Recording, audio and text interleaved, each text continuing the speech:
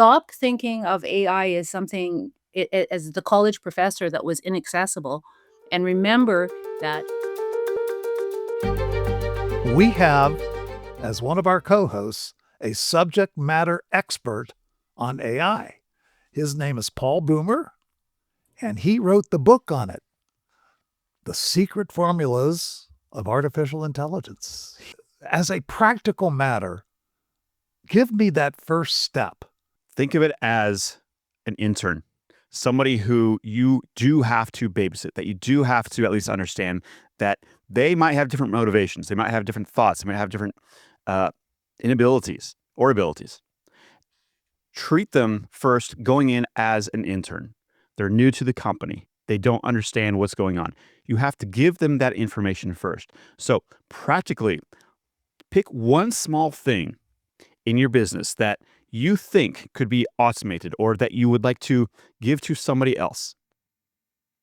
Once you know what that is, and it can be something really tiny, really small, such as, how do I respond to an email?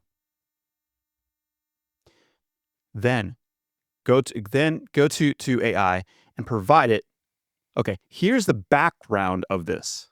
This is the information that you need to know before you even start the task. Then once you do that, then you ask it to do the task.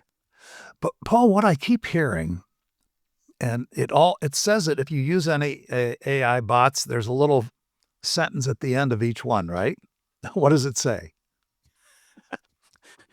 Don't trust me. Yes, I can be wrong.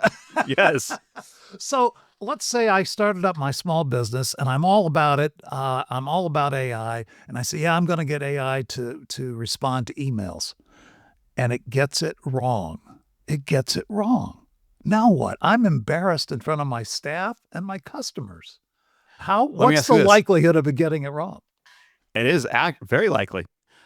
Would you have an intern respond to his critical email for you? No, ever. No. Without looking at it, without editing it, without checking it out. You'd never do it. Of course not. Of course not. Never. Always have a human in the loop, no matter what, especially when it comes to external or even internal communication. Make sure that whatever it creates for you is indeed what you would create if you were to have done it. But so then why don't I just do it myself? Stop thinking of AI as something as the college professor that was inaccessible, and remember that you're never too late. It's about jumping in there and starting, because wherever you start from, that's where it is. Small business owners, they have this much time and this much stuff and this many goals. These are the people that we're talking to. So I would even go before deciding to, okay, like your example of an email, fantastic, but make a list of the stuff. And we know what I mean when I say stuff. The stuff you don't want to be doing, the stuff. Make a list of, if you could have this perfect intern just rolling it out for you and you just had to check their work, what would it be? And then play with it. Play with it a little bit. Boomer, I'm going to turn to you. What other stuff should that small business owner be looking at? Honestly, if you step back even further, you should be using it for internal cognitive thinking. Internal cognitive thinking. There you go, using those big words again. What I mean by that is use AI to think. Not to execute, but to think. What it's allowing you to do, however, is you have a thought. I want to do this, or I don't know how to do this thing. Right. Instead of having a conversation with somebody else, let it be your spouse, let it be an employee, let it be your coworker, who might have judgment behind it, AI has no judgment. Spit your conversation, your ideas out to AI. Say, I'm trying to do this thing. I need an expert. Now I'm telling you as an AI, this is the role that you're playing. This is who I need you to be. And ask it, poke holes in this idea, because it is going to reveal things that you didn't think of because you can't read the label from inside the bottle. Interesting. So let AI do that for you. So instead of thinking instead of starting with a task, because yes, you're right. Everybody's saying, oh, task, email. No, step back even further. What is going to help a business owner who, as Leah said, has so many things on their plate that they don't have time to think?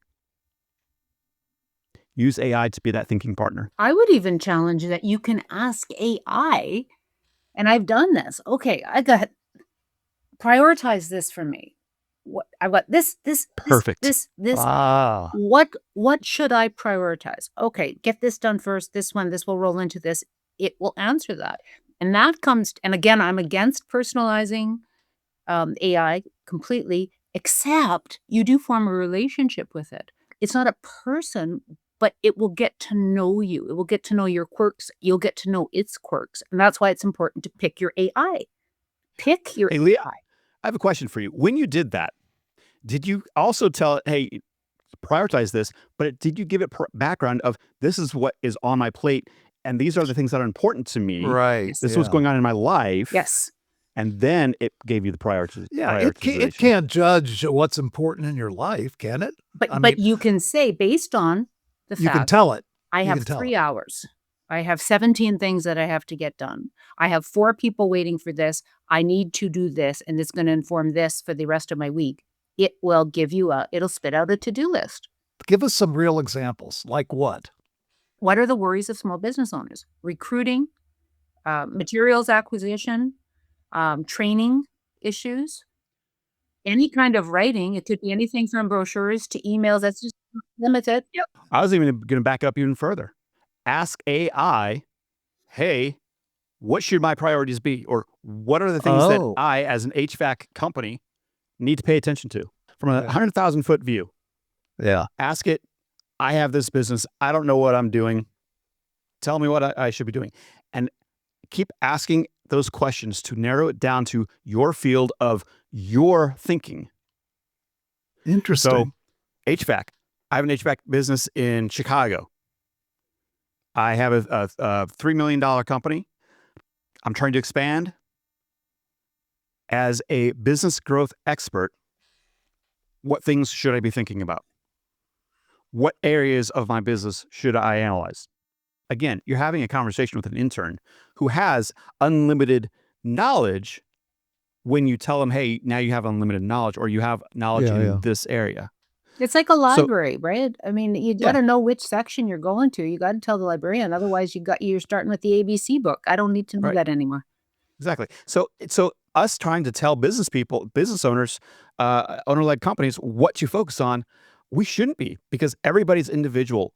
And when, as Leah said, as you use AI, it gets to understand who you are and how you operate and what your background is. And it will help you, again, think about what matters to you. Let's all summarize what we heard. Paul, you are our subject matter expert. What should our listeners go away with? What should they take away from today? Think of AI as your intern. Invest the time in using your intern because usually when you have an intern, they become some of your best employees. Yeah, that's a good point. Leah, any summary for our folks? Yes, it's not too late. It doesn't matter. If I can be jumping into it, if any like, you can do it at any point. The problem is when you don't jump in, because what we do right now, think of our physical health. What we do right now informs how we're gonna be living in 5 years. For With our sure. business health, what we do right now informs how our business is doing in 6 months, in a year. It's quicker. Right. So just So, jump in. what's the cost of not doing it, is what you're saying. And the cost is going to be huge of not doing it. So, Well, you're gonna continue to be afraid and you're gonna stop, right. right? And you're going to be behind. Yeah. That fear that you have right now that you might already be behind is only going to get worse. Okay. My tidbit is this: you don't have to be a techie to use this.